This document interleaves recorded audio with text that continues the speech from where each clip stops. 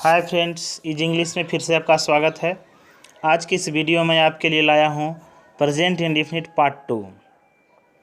आज के वीडियो में हम प्रेजेंट इंडेफिनिट से रिलेटेड कुछ एक्स्ट्रा स्ट्रक्चर पढ़ेंगे जो कि बहुत ही इम्पोर्टेंट है। सबसे पहले हम देखते हैं कि यदि प्रेजेंट इंडेफिनिट का सेंटेंस एम्फैटिक है अर्थात जोरदार है तो उस कंडीशन में हम मेन वर्ब से पहले डू और डज का प्रयोग करते हैं। यहाँ पर V5 का यूज़ हम नहीं करेंगे।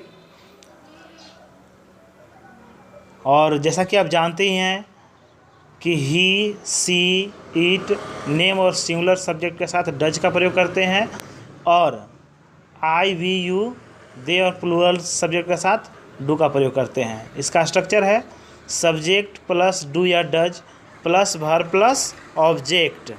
जैसे में वह पढ़ता ही तो है या वह पढ़ता तो है ही, दोनों सेंटेंस एक है। तो वह पढ़ता ही तो है अर्थात ही डज रीड। हम लोग उसे बुलाते ही तो हैं या हम लोग उसे बुलाते तो हैं ही, इसका क्या बनेगा? We do call him. दोस्तों अब हम नेक्स्ट देखते हैं। जब सब्जेक्ट कोई एक क्रिया के अलावे कुछ भी नहीं करता है तो उस कंडीशन में हम मेन वर्ब से पहले डू नथिंग बट या डज नथिंग बट का प्रयोग करते हैं। अर्थात सब्जेक्ट केवल एक ही काम को हमेशा हर वक्त करते रहता है, उसके अलावा और किसी से लेना देना नहीं है। जैसे देखेंगे इसका स्ट्रक्चर सब्जेक्ट प्लस डू या डज, सब्जेक्ट के अनुसार डू डज का यूज करेंगे, उसके बाद नथिंग, उसके बाद बट और वर्ब का फर्स्ट फॉर्म और उसके बाद ऑब्जेक्ट को लिखते हैं। जिसमें आप खेलते ही रहते हैं अर्थात खेलने के अलावा आप और दूसरा कोई काम नहीं करते हैं, आप खेलते ही रहते हैं। You do nothing but play अर्थात आप कुछ नहीं करते हैं लेकिन खेलते हैं। वह खाते ही रहता है अर्थात वह कुछ नहीं करता है लेकिन खाता है, तो वह खाते ही रहता है। ही डज नथिंग बट ईट। अब नेक्स्ट देखेंगे हम। जब कोई सब्जेक्ट एक ही काम पर अधिक समय देता है तो हम वहाँ पर गो ऑन या कीप ऑन का यूज़ करते हैं, जहाँ पर गो ऑन या कीप ऑन का मतलब होता है जारी रखना। और ऐसे वाक्यों के अंत में रहता है, रहती है लगा रहता है।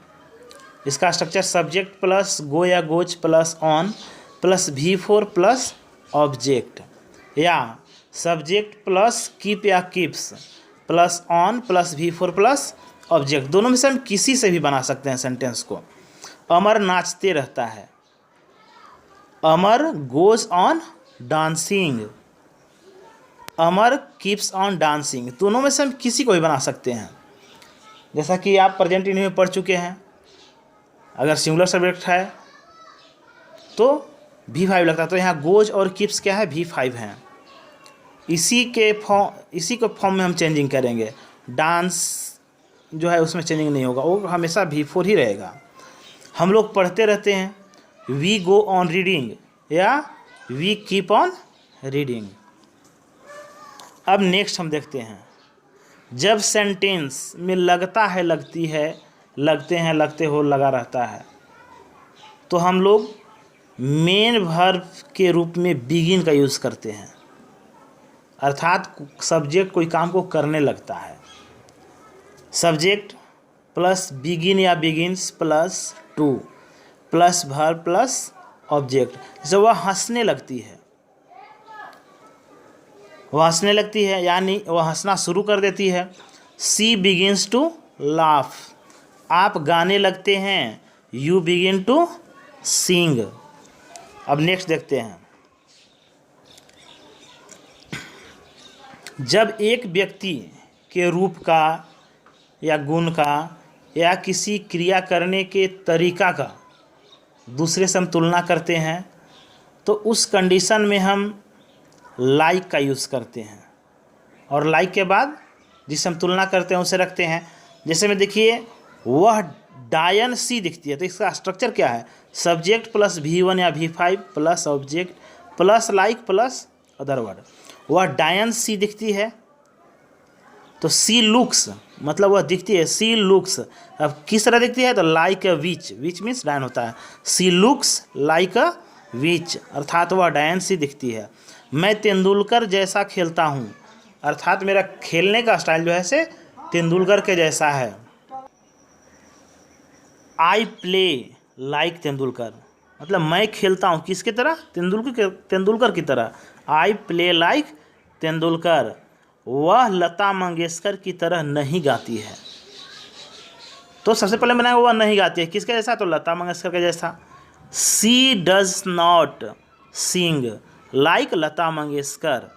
अब नेक्स्ट हम देखते हैं, अब नेक्स्ट में देखते हैं हम, जब किसी क्रिया के होने के बाद क्या रिजल्ट होगा इसे जब हमें मालूम करना रहे तो हम लोग व्हाट इफ का यूज़ करते हैं। अर्थात क्रिया होने के बाद इसका रिजल्ट क्या होगा वो पता लगाने के लिए।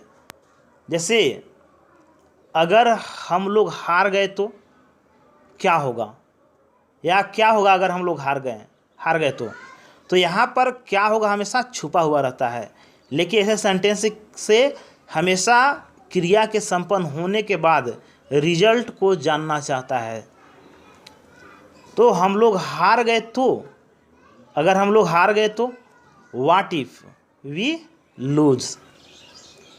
अगर वह नहीं आया तो what if he does not come. Thanks for watching my video. Please like and subscribe my channel.